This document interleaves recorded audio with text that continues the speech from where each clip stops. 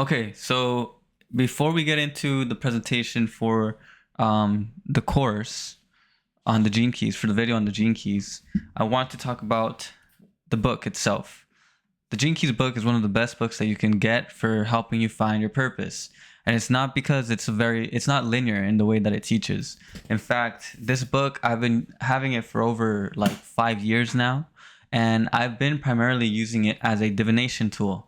So whenever I found myself stuck, I would go to this book and I would pick a random page, and it would be very accurate in the sense of what specific shadow I was working with. So for example, here it opened up to the shadow of obscurity, the fastest regime of the human ego. The 11th gene key will open you to a whole new world, the world of light. Indeed, it is this gene key that gives its name to the important genetic and chemical group known as the ring of light. This gene key concerns human vision, both internal and external. Um, I'm trying to see if there's anything that resonates with this specific video. Uh, the 12th shadow programs through sound rather than light. It translates the abstract oriented reality of the 11th shadow into an inner language, a neuro-linguistic fabricated reality that you then project out onto the world. In the center of this virtual world sits the separate self. All right, so that's just a little, you can see the language, the things that it's using. So first off, let's go over exactly what are the gene keys. Well, right here, you're going to see these little lines, and these lines symbolize lines within the I Ching. The I Ching is an ancient divination tool used in China, I believe. And there's various connections here. So the Gene Keys is really a synthesis of many different schools of thought. So then we have the city, the gift, and the shadow. And here inherently we have the idea of shadow work already within it. If you are interested in Carl Jung and you're looking for ways to use shadow work in a more applicable manner, this is the way to go about it, because you can inherently see first the shadow as the repressive and the reactive nature, the negative and the positive aspect of the shadow. And when you're able to integrate both of those aspects into your personality, you can receive the gift, which is the higher octave of the shadow itself. And then if you proceed to work with the gift and surrender to it, then you reach the city, which is the I believe the transcendent function that lies above or beyond the personality. So right now it is very rare to see the city in action, but I do believe that that cities are being awakened within the human population as we go through various awakenings. But another thing to note is that the Gene Keys is also, I haven't really been using this myself, but it also is connected to genetics and physiology.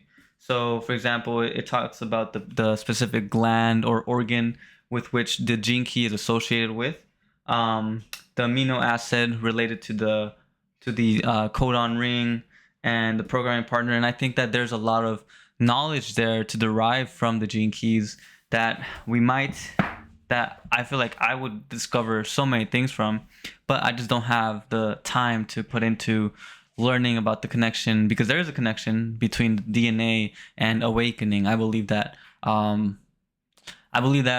our awakening lies in our DNA, and we can change our DNA based on our mental states. So there's a correlation there that is obviously being made, and maybe if I could talk to Richard Rudd, maybe he can answer it. Maybe I need to do some more research on it, but whatever. So you see here that the Gene Keys is an integration of various things. So you're gonna have shadow work, and also one more thing, because it's the hologenetic profile. It's not gonna be seen in this book. The hologenetic profile is something that you can get, which will basically show you your profile, sort of like with astrology. You insert your birth data, and you can gain access to your hologenetic profile, which is the way that you can see how, like, which specific gene key you're basically going to be dealing with. I'm actually going to look it up right now so that you can see how this looks like. And with the hologenetic profile, Richard Rudd is actually using Carl Jung's individuation theory to outline your life. So basically, if you're trying to figure out the progression through which you must go through, because there is a progression, there is a sequential progression. Just like in the esoteric schools, they talk about initiations, specific sequencings. There's a sequence of events that you must go through to awaken to your higher potential. And Carl Jung outlined the awakening process and labeled it the individuation. And he labeled some specific steps, for example, cutting oneself off from the herd mentality, being able to think for oneself. That is a big sign of progression. That's one of the stages. So Richard Rudd synthesized that with the gene keys and was able to create the hologenetic profile, which he uses to help people in their own journey.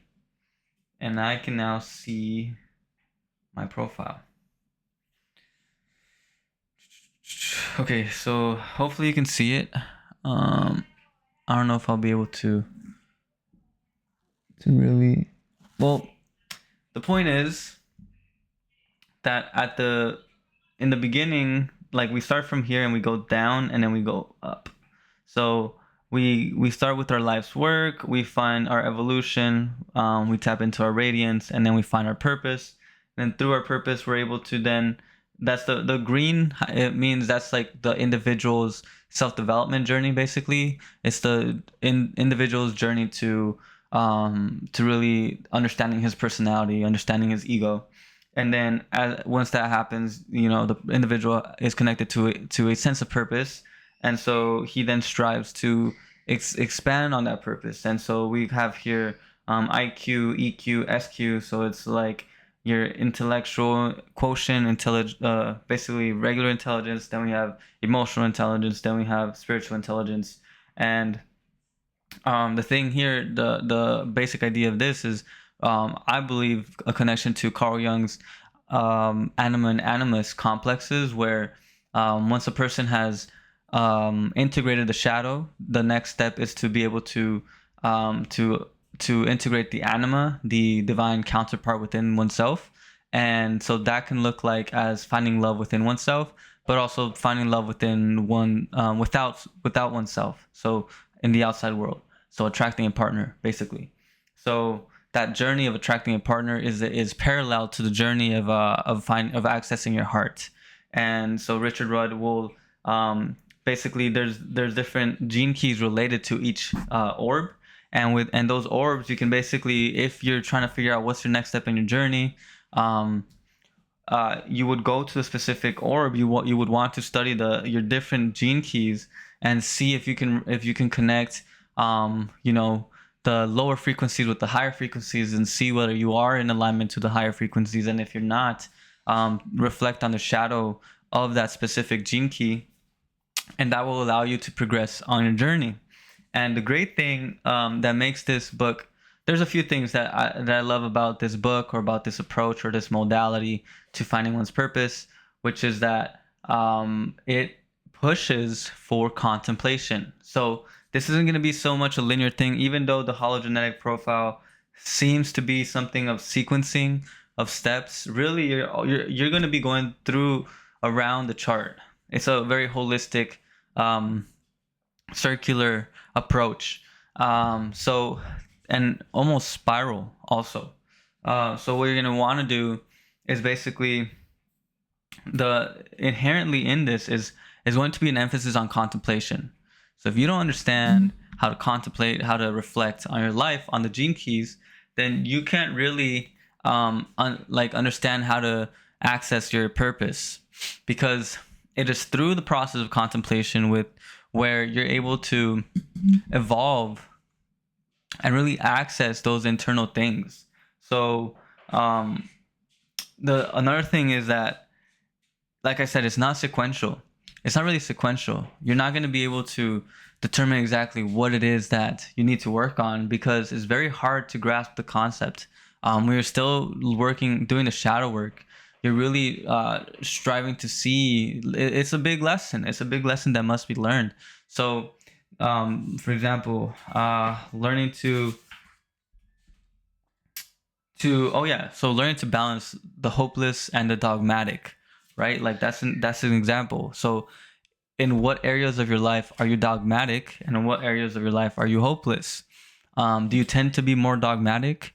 And is that really just a way for you to deal with your hopelessness? Or do you tend to be more hopeless? And is that really a defense mechanism against dogmatism, right? Not being able to believe in something, right? So there's a paradox there, right? That in some way, these are two completely opposite energies, but in reality, they are just expressions of the same thing.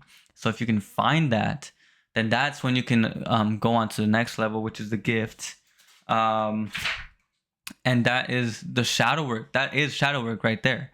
So the beauty of the Gene Keys is that you get the training of contemplation. It's inherent in the modality, and then you get also the training of shadow work, which allows you to pinpoint exact shadows within the human experience, and really just clear out all the shadows within you and transmute them into higher frequencies. And also inherently and with all of that, it's inherently the process of tapping into your purpose, of tapping into something higher, because as you evolve, you reach higher frequencies, and these higher frequencies basically move through you. You become an expression of these higher frequencies, and so that basically allows for a higher purpose to come and be born with through you. So it really is one of those books that you're gonna have for a lifetime. You're gonna be having it around, and you're gonna be asking it questions. I've asked the questions during my breakup, during trying to figure out my career, while I was trying to find my purpose. All of these, deep questions, and that also has led me to purchase other books. For example, here I have the book on prosperity, which is a specific area with of the hologenetic profile, and so it kind of walks you through the different lines of the I Ching, for example. And that's the thing. It's like there's a vast amount of rich information within the modality itself, and I think that it pays to just have it around. Just have it in your library, and go back and forth with it. Pick it up, use it as a divination tool. Reflect when you have the free time and you're wondering where am I stuck in. Pick up your Gene Keys book or look into your hologenetic profile. The reason I am recommending this modality is because I believe it is a beautiful, not so overwhelming approach to these different tools that we have available to us, such as personality tests or astrology. I feel like astrology is a little more it kind of like demands more from you, because you have to learn a lot, right? But the Gene Keys is a little more approachable, because you have the ability to it's a synthesis of many things, and you have the things laid out for you here. It's like more modern, and there's a lot of reflection here, a lot of lessons to be learned, that Richard Rudd has really put into the book itself.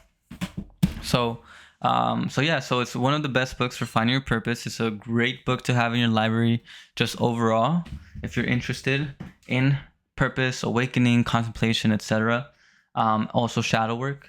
So if you don't know anything about any of these things, then it's a great introduction to all of these different concepts within spirituality. And it also is a much more grounded approach, because now you're able to reflect on things and actually see where it goes into your life, rather than just be an abstract concept that you're just thinking about and not really implementing into your spiritual life. Because the goal is to really be able to contemplate, get the insights, get the information, and then go out into the world and serve at a higher level. But this video will be uploaded into the as a companion video to the actual module that I will focus on for the Gene Keys and human design.